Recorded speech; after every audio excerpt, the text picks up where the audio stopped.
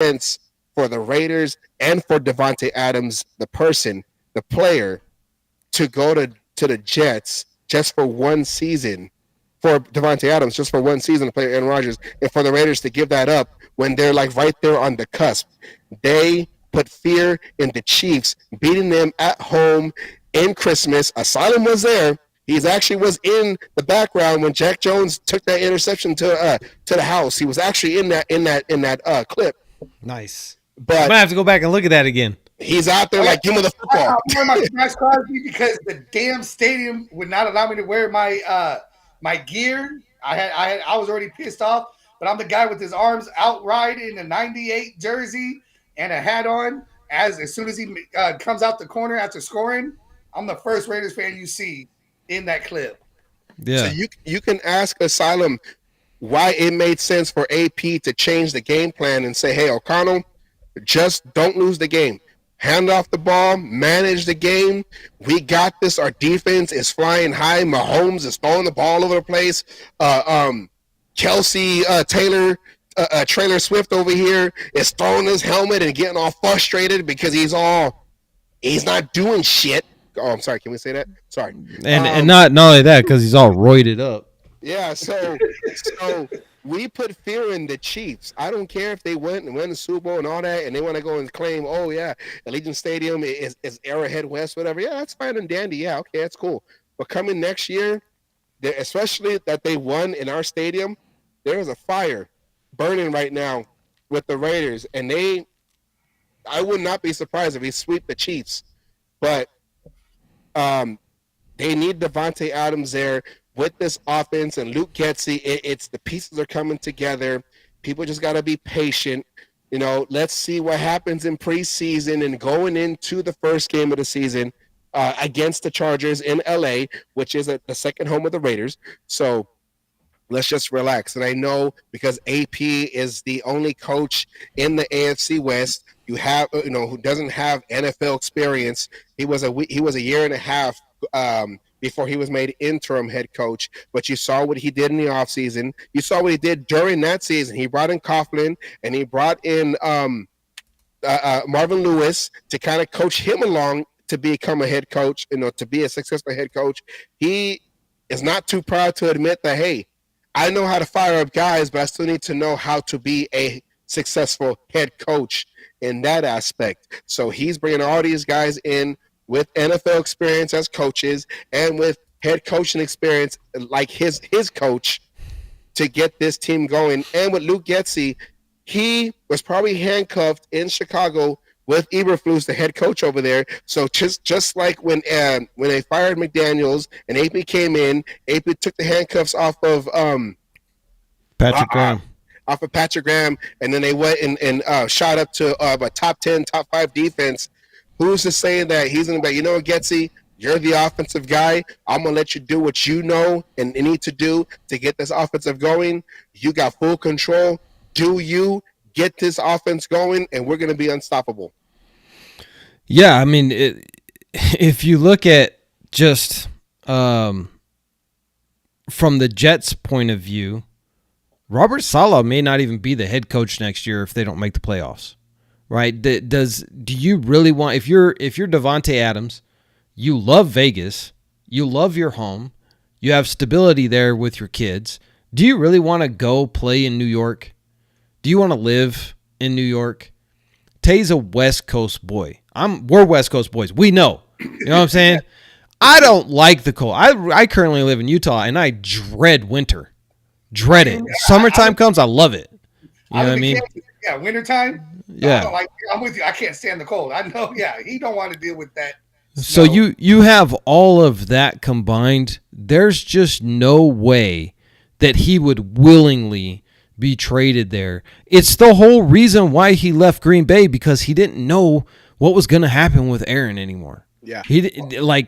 As much as he loves Aaron Rodgers and would love to play with him again, he doesn't know if he's even going to make it this season, let alone another one. So you would be throwing your career away at that point, going to the Jets.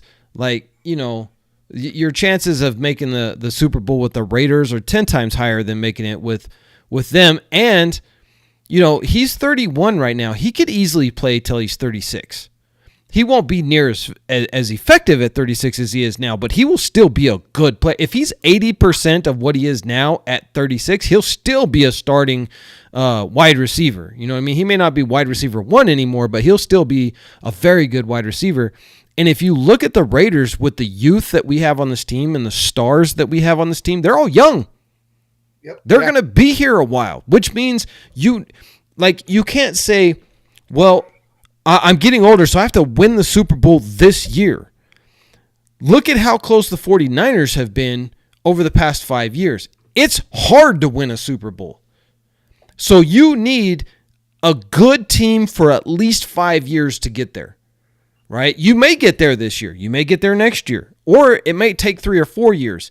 But if he sticks with the Raiders, his odds of winning a Super Bowl are much greater, and he gets to retire as a Raider. Now, everybody brings up the fact that he's going to get paid $44 million as his balloon payment's going to be coming up and all that. First of all, that's nonsense. That is what they do when they make these big contracts. They inflate them at the end, knowing dang well they're not actually going to make that money because it's going to get restructured. And basically, the team's going to come back to you and like, look, if we can't restructure, we can't win. At this point, Davante Adams, you're already worth over $100 million. And you got a long career ahead of you in TV and whatever else you want to do. Taco Bell commercials. If you want to win a Super Bowl, take a Brady team-friendly deal.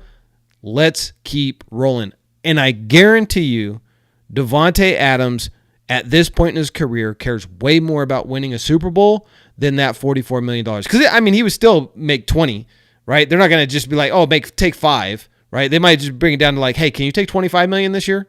You know what I mean? Over 44? Because we're a little bit, tight on the salary cap and whatnot. Can you bring it down to 25? Yep, you're good. All right, let's go win a Super Bowl. All right, so he's not going anywhere. That's my opinion. To add to 2 parts of that, for one, the Jets thing, and there's no disrespect against Aaron Rodgers, but last year proved it. He don't even know if Aaron Rodgers is going to stay healthy enough to do a whole season over there. And then who do they got for a quarterback after Aaron Rodgers? Nobody. They had, Zach Wilson last year. So, I mean, why is he going to go into a situation where if Aaron Rodgers gets hurt, there is nothing, the Jets did it last year. They went down, once Aaron Rodgers got hurt, they had some ups and downs, but they never were the playoff teams that was expected. And as far as the contract, like you're talking about, they'll restructure. He'll still get that $44 million, but what they'll do is they'll put it even beyond his career. They'll turn around and say, okay, instead of $44 million this year, let's restructure. Like I said, bring it down to $25 million, and we'll put the rest. If you retired after the end of your contract, you'll still get paid 2 more years from us. Yeah. Outside your contract. All they do is put that money out. His money is going to be there. They're just going to put it so far out that it's not that big of a hit for them and pay him. So, I mean, who's going to sit there and not take restructure, like you said, to help the team, but to turn around and be like, okay, I retired this year, but for the next 3 years, I'm still getting paid by a team. Yeah. Yeah, and then with his own endorsements and everything, he's not hurting on money. Davante Adams is about winning. He will take that financial pay cut or whatever it is if it's going to help the team, get another high-end free agent like they did with Wilkins. Yep. So if it's to help the team out and Telesco, shows that, hey, look, we're going to add more firepower to this team, whether it's an offense or defense or whatever, because we're that close to making to causing noise in the NFL. Of course, he's going to take a pay cut because he wants to win. He knows he's going. He's already 10 years in, going into his 11th season. He wants that ring, and especially to get a ring with the team that he grew up rooting for with the Raiders in Palo Alto. He's gonna do whatever sacrifice he needs to do to make sure that he brings the Raiders back to that stage, holding up the Lombardi. He's gonna do it. So here's another aspect that you have to also take into consideration with this whole issue is, does he want to play for Antonio Pierce or does he want to play for Robert Saleh? He doesn't know Robert Saleh that well. Yeah. But he knows Antonio Pierce, and like he said on many interviews, but also as he said in this Netflix special, that everything is different. Like, he talks to us like I've never been talked to by a coach, right? That is inspiring and endearing for a player of his caliber to come out and say something like that. And that's why he made the statements in the offseason he made, encouraging Mark Davis to go ahead and hire this guy because he sees that potential in Antonio Pierce. So does he want to leave that and go to an unknown? He doesn't. I mean, I'm sure Rodgers is telling him Robert Saleh is the best coach in the world, right? But the owner of the Jets is sitting there thinking about, you got 1 year left, dude. Like, we've spent a lot of money. We've let you get a lot of leeway, and you can't make the playoffs. So his job, like if they're 3-6 by midseason, Robert Saleh doesn't have a job. And so I don't see Davante Adams wanting to go there, because even if you say like, oh well, the year before it was, all the Jets are is just a quarterback away. They've got all the other pieces. They got all these stud wide receivers, and they got this great running back, and they got this great defense. All they need is Aaron Rodgers, and they are a lock for the Super Bowl. Now, all of a sudden, it's, now we need a receiver. Now we need No, look, your team is not as good as you try to make it out to be, because if all it was the quarterback, you still would have won a lot more games than you did. And you didn't. And it's because their team is overhyped, kind of like the Chargers. Every single year, the Chargers are going to be fantastic. Herbert's going to win quarterback of the year and century, and he's going to be a Hall of Fame guy. The dude can't win nothing. Yeah, they're always preseason champions. Every time we go into a new season, the Chargers are going to be the surprise team of this year. And in the AFC West, they're going to take over the Chiefs, and they're going to become Super Bowl champions because they got Herbert. And that's another thing. That's what I was going to say earlier is, with AP, everyone's looking at AP like he was the wrong guy. You should have hired Harbaugh. Now he went to the Chargers. He's in your division. You have Sean Payton, who's won a Super Bowl with the Saints. You have Andy Reid, who's going for a three-peat, who's already won 3 championships with the Chiefs. And then you got now, like I said, Harbaugh, who just won a national championship just a few months ago, and he's going to the Chargers. And you know what? Yeah, let's be the underdog, because if they're counting us out, just watch when we show up to their house and we take over. They ain't gonna expect that. They're gonna look down on us. Okay, that's cool. We'll just punch them in the mouth and they go in their house, eat their food, whatever, and take a dump in their toilet, leave a floaty, take off. That's what we're gonna do. And here's the biggest thing: who are they gonna throw the ball to over there? Yeah, they sent all the receivers out. They cut them, they traded them, whatever. And then, but with the whole thing with Davante Adams, not just Saleh, who could be on the hot seat going into this season. If nothing, like you said, if they go 3 and whatever, he's on the hot seat.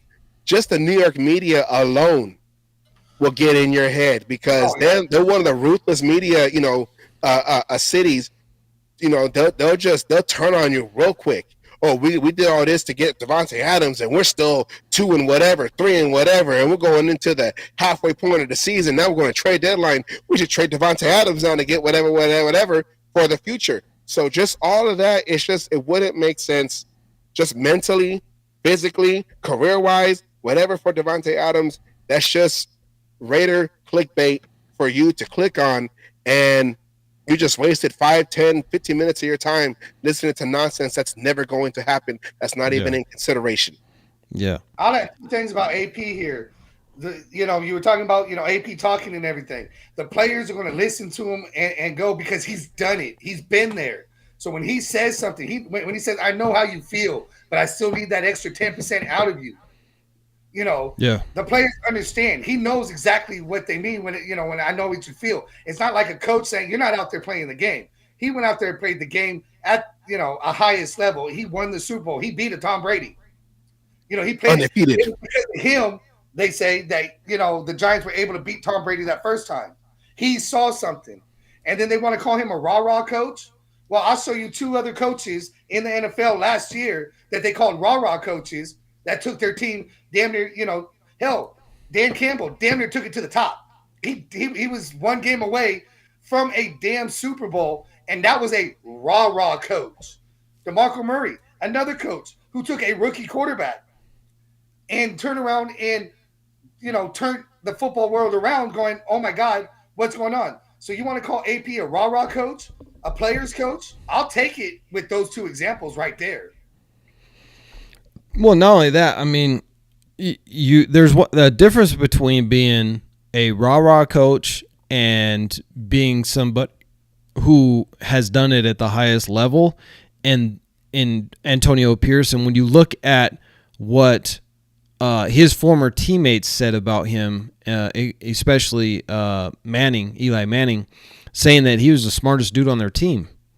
Like, he was the quarterback of that defense, and he would do it to him routinely in practice, to where he knew, like he said, he knew what I was going to do before I would do it, and he would adjust the defense accordingly on the fly, and he did the same thing to Tom Brady in the Super Bowl. So don't tell me that he's just a rah-rah guy and doesn't know X's and O's.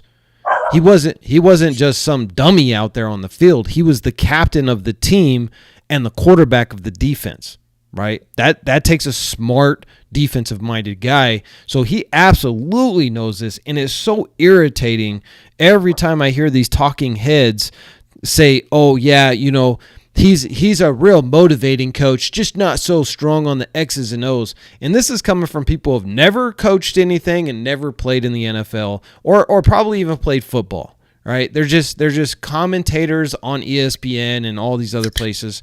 They don't know what they're talking about, because you don't become the captain of the team, the captain of your defense, the guy with the green dot on his helmet, and you don't know what you're doing. Coaches don't give that responsibility to dummies. And that's why he's been able to do good. And the most important thing that I really love about him is he doesn't have an ego like that.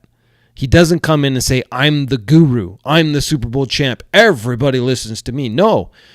He learned with the Giants that it's a team effort. So he's doing that same thing with his coaching staff. Yes, there's a hierarchy. Yes, at the end of the day, the responsibility is on my shoulders, but I want to hear everybody's opinion. And I want everybody to take some form of leadership, including the players. And we've seen that in the Netflix thing today, where he was talking about that. I need Devontae taking that leadership role. Max taking that leadership role.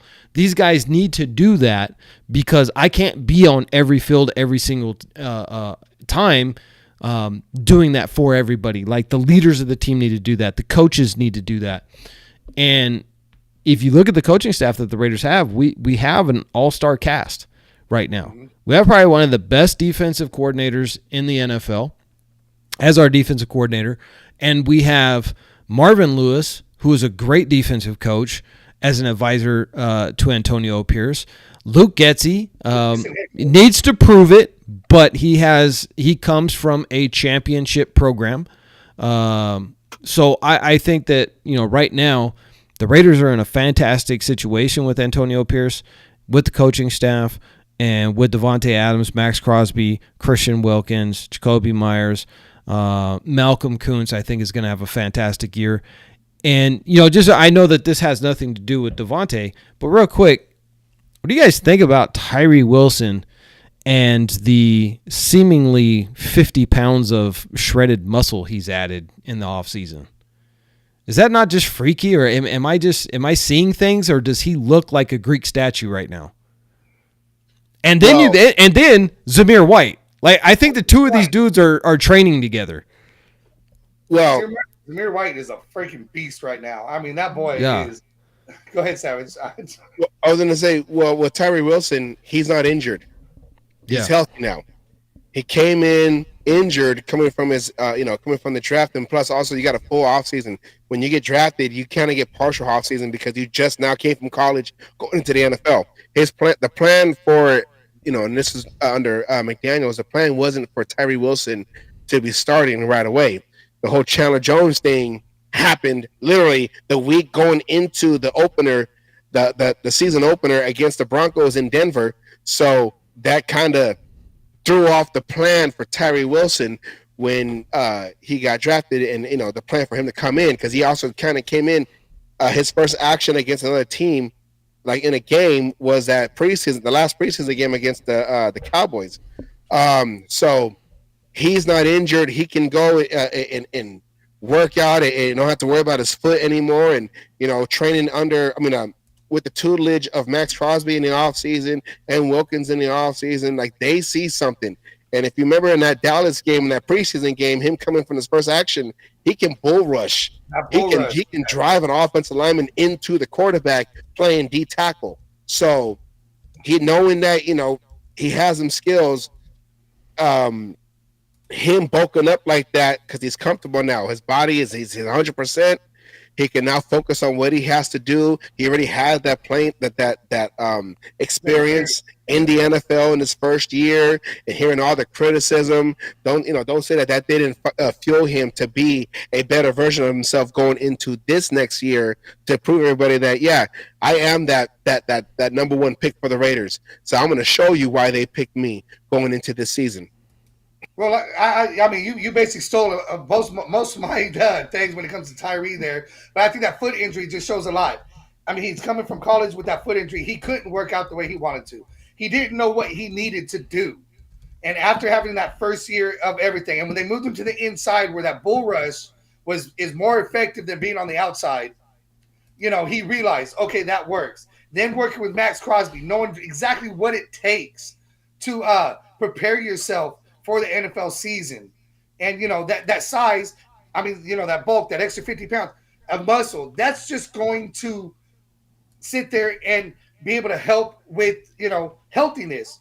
The bull rush, moving in and out. He needed to be that side. He might be bulking up and going to a DT instead of being a defensive end because that might be the only chance he has to play if makes out like everyone's expecting him to. Yeah. Zamir White, he's a statue. I mean, his bulk, but he needs that for his running. I mean, he's that, that power runner. And that's just going to help him keep him from being injured. That's going to help him fall forward and get that extra 3 yards after contact, or maybe even more because he's bouncing off. Zamir White, Tyree Wilson, bulking up. They're taking advantage of the opportunity they have right now, whether it's training with Max Crosby and Wilkins on Tyree Wilson's part. Zamir White saying, I finally get to start. I'm going to be the main back. I need to make sure I stay healthy because that was Jacobs' problem there, especially towards the end. Jacobs in 5 years only had 2 healthy years. Otherwise, he was hurt. He saw that. And when it comes down to it, the only way to stay healthy, and it's not just be bigger, but, because you have ankle injuries and everything else. But when it comes down to it, that size is going to lead to, when it's 4th and 1, who are they going to give it to? They're going to give it to Zamir White because he's going to have the power to be able to get that 1 yard, maybe even bust through and get that touchdown. When it's on the goal line, he doesn't have to hop over and do that kind of shit. He's going to have the power to get those hard yards. And when it comes down, and in the Luke Getsy offense, the running game is going to be just as instrumental as the tight ends and everybody else in the passing game. Vital. And one of the things that's interesting about Zamir White is he's actually faster than Josh Jacobs. So he's bigger than Josh Jacobs and faster. And that's gonna line up really well with Luke Getsy's offense because he likes to run off tackle.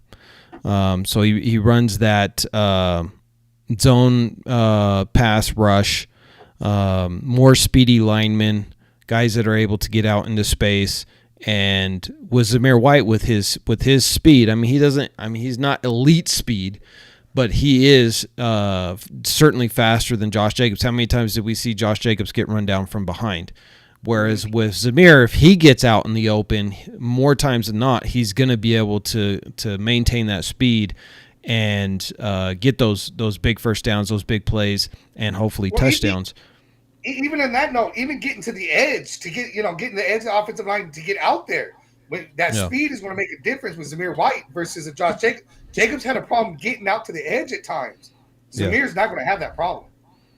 And then you add into it, when you look at Tom Telesco, when he first got hired, he was on the Sunset podcast down there in L.A., and I watched that podcast, and they asked him his philosophy when it comes to running backs, and his answer kind of led to the conclusion that Josh Jacobs wasn't going to be back, which is more of a running back by committee.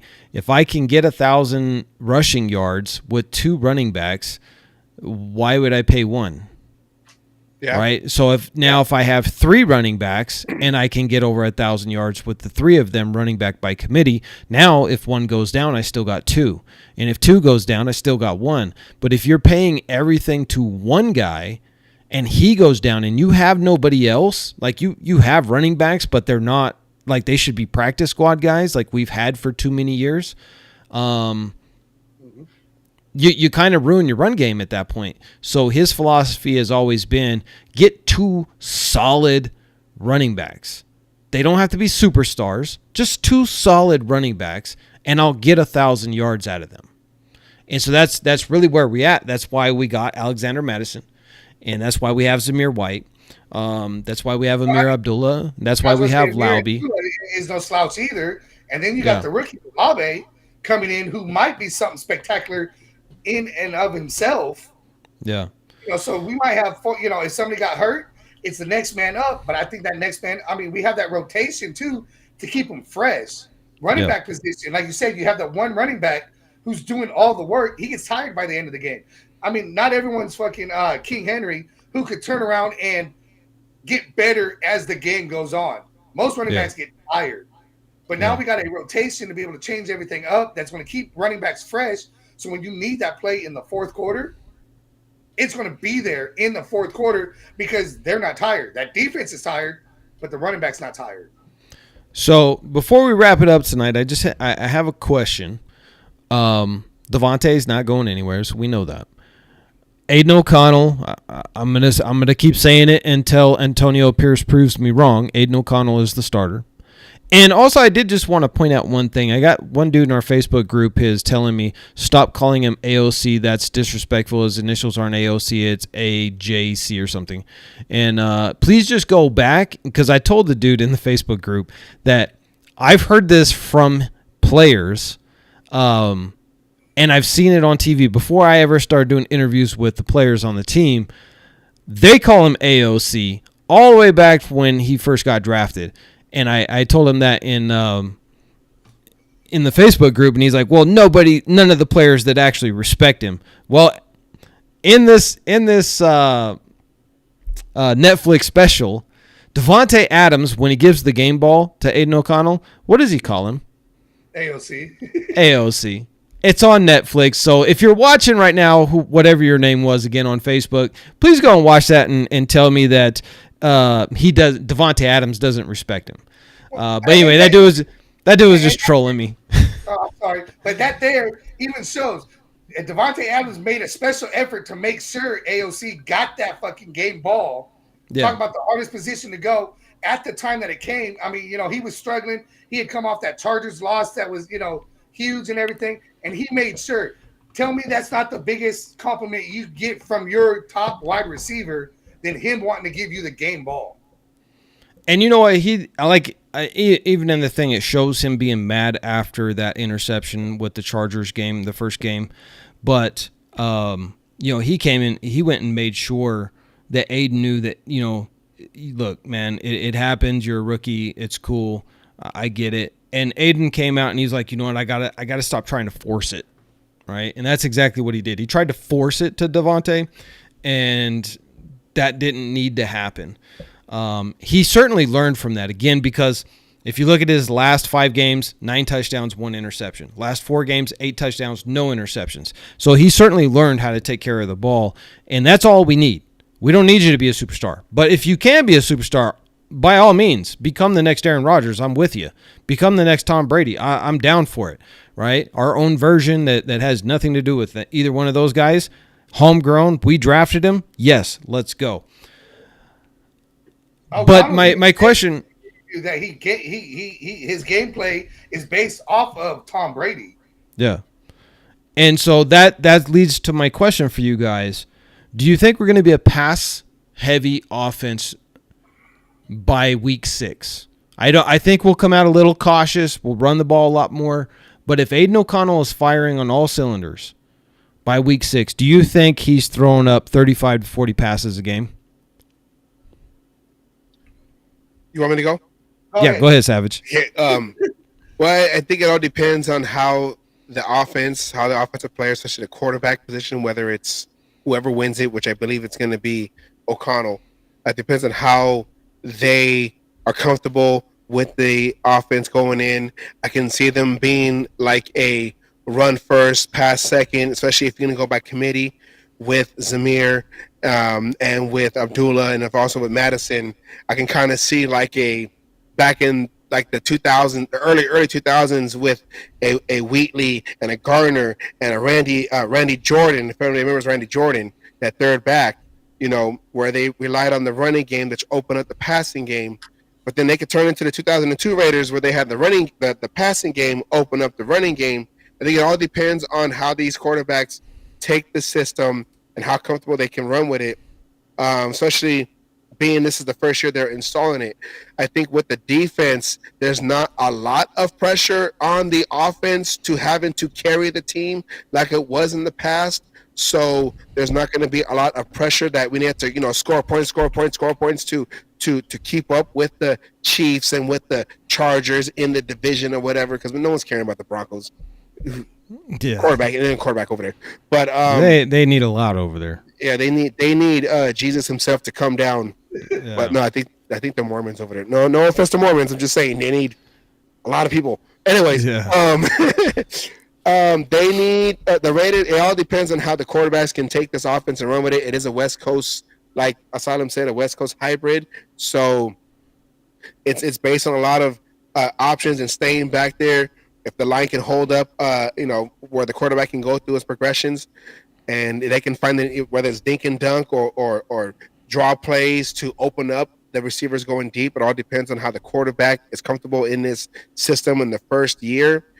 But I can see them, probably you said by week 6, I can see them starting to really get aggressive and going downfield, especially with the two receivers, Adams and Jacoby Myers, because you can't just double team one guy, because you've seen Myers can make plays when you go against Adams. You can see Myers get open, and then if you try to do some kind of Tampa 2 like whatever and try to cover them, you got the third receiver or you got the tight ends in the middle. Open that up. So there's too many weapons where they can't be that team that can just put up 300 yards of passing and like Rich Gannon MVP numbers. yeah. So yeah, I can see them developing that offense and to that point where they can go and throw it on folks and mixing it up like that. Because without as many weapons as he has, Aiden had a couple of games over 200 yards. I could see him hitting 300, no problem. Oh, Right? Because we just have too many weapons. And then the other thing is, as far as like throwing 35 to 40 times a game, we're going to throw probably 6 or 7 screen passes a game. So that just kind of like if he was going to throw 30, now he's got 36 because those counts as passes as well. So I think he'll be by week 6 will be firing on all cylinders and we'll be chucking the ball. Kind of like what Green Bay does. We're going to set you up with that run. We're going to set you up with those screens. We're going to soften up your safeties and your linebackers, and then we're going to just start airing it out and destroying you because there's too many receiving weapons. What do you think, Asylum? well, I kind of think by then, I agree, we'll be clicking on all cylinders by then. We're going to know what's going on.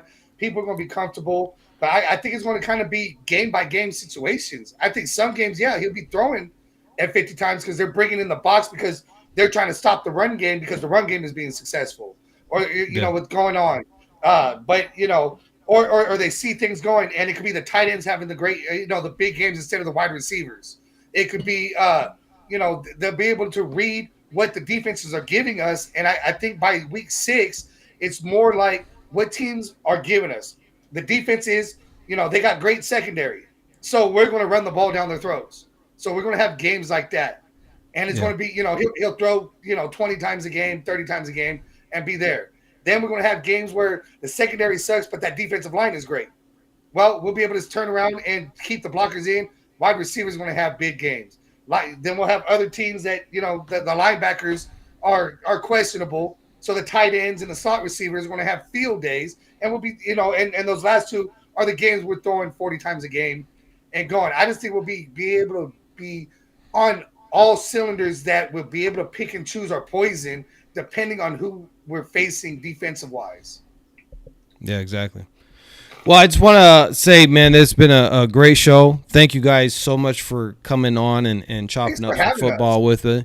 Guys, if you have not heard of them yet, you're watching this later. The QR is up on the screen. It is in the description for their channel. It's called The Cage Match Show, and it is two great fans, now podcasters about the Raiders, Asylum, and Mr. Oakland Raider Savage from my hometown. I miss it sometimes. Sometimes I don't, but sometimes I do. One of the things I didn't miss is it was back when I was there. It was so hard to get a job. That's why I ended up having to leave because I had a young family at the time and could not pay the bills. But here's the thing, man. They have a great show Wednesday evenings. So if you guys want to go and catch them live, and then once the regular season comes around, they'll be doing Wednesday and Fridays. So please go and subscribe to them, help boost their channel, because Raiders fans that are podcasting is what we need, and not these squirmy little weasels who call themselves Raiders fans but don't know anything about the Raiders at all. And one last thing, public announcement, the Just Win Max Crosby T-shirts are almost out of stock. We are under 70 left in stock.